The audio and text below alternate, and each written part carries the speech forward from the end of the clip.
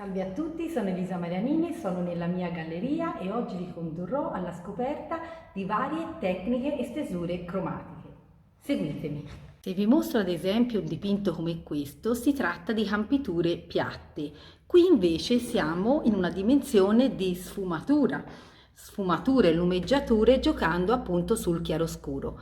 Che cosa dire di una pennellata materica come questa, in cui si vedono le pennellate come faceva Van Gogh?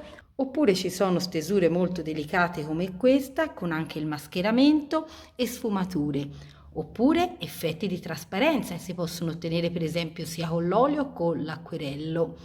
Quindi capite bene che le possibilità pittoriche sono veramente tantissime, fino ad arrivare ai miei dipinti contemporanei fatti addirittura con malta ed encausto e colori creati artigianalmente. Oggi parleremo appunto di impasti cromatici. Cosa sono e come possono essere? Sono gli impasti di colore resi più o meno fluidi o densi. Possono essere depositati sulla superficie di una tela, di una tavola o di altro e può essere esteso con una pennellata più morbida, una pennellata più materica. Logicamente, in base agli effetti che uno vuole ottenere, deve usare una tecnica diversa. Ci sono delle tecniche che si prestano meglio, per esempio, alle sfumature o alle velature, altre si prestano meglio a una pittura più materica. Iniziamo dalla prima stesura. La tecnica delle campiture consiste nel riempire, prendo come in questo caso io qui ho la mia acquaragia, ve lo sto facendo vedere a olio, sto prendendo del colore bianco. La campitura consiste nel riempire le aree della superficie pittorica stendendo praticamente il colore in modo uniforme e quindi prendo il mio colore. Questa è una campitura piatta. Logicamente io posso lavorare su un blu. Il mio colore, diciamo, non deve presentare nessuna sfumatura.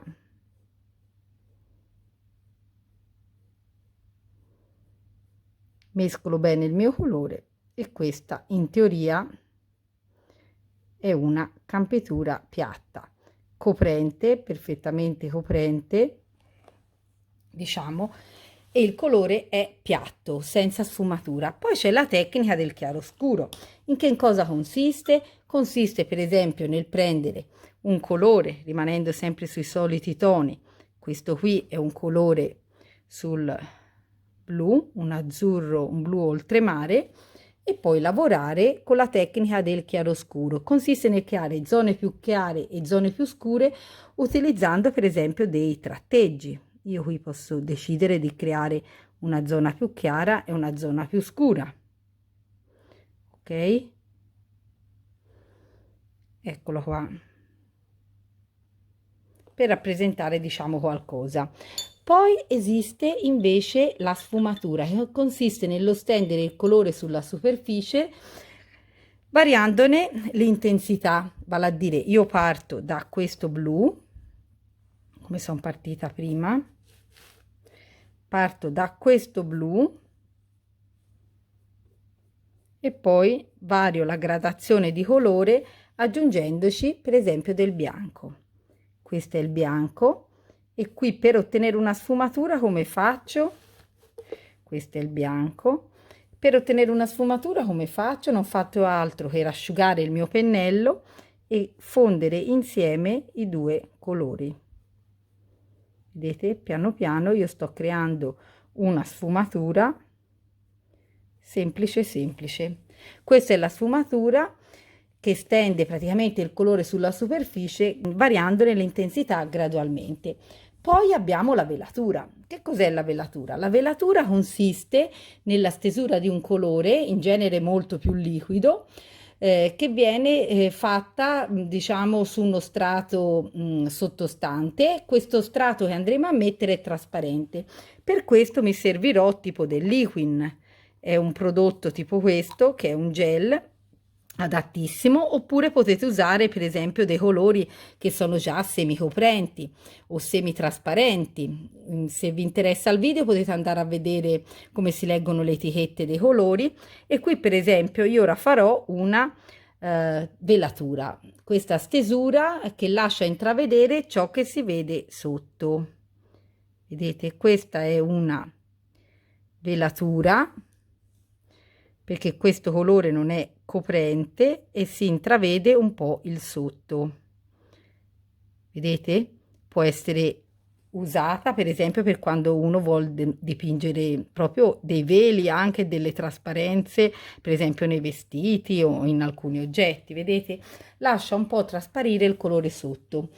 Altra tecnica abbiamo la tamponatura. Che cosa consiste? Consiste nel prendere uno strumento, può essere un batuffolo di cotone, può essere un foglio, uno scottex o qualcosa, e consiste nel mettere il colore praticamente tamponando. Prevede l'utilizzo proprio di un tampone che viene imbevuto, vedete come in questo caso, del colore e poi appoggiato su una superficie da colorare, e questo può essere l'effetto di tamponatura, che può essere fatta anche questo qui poi sfumato, se io prendo del colore e lo posso poi combinare e sfumare insieme, un po' come ho fatto quell'effetto lì.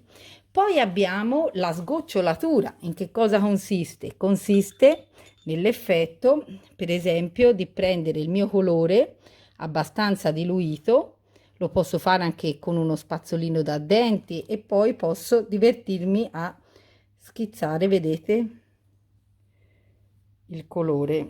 Prendendo proprio uno spazzolino come questo, posso usare o il colore molto diluito, così, e quindi, oppure posso intingere direttamente il mio spazzolino, prendere il colore, per esempio il bianco, e fare gli effetti di sgocciolatura, vedete? Oppure chiamata anche effetto dripping, che consiste nel far cadere proprio sul supporto il colore liquido direttamente dal barattolo, diciamo. E poi possiamo avere il grattage. Che cos'è il grattage? Il grattage consiste nello stendere del colore su una superficie dalla quale poi viene rimosso e grattato con una spatola o con altri attrezzi. Logicamente bisogna avere una superficie sotto, per esempio, preparata.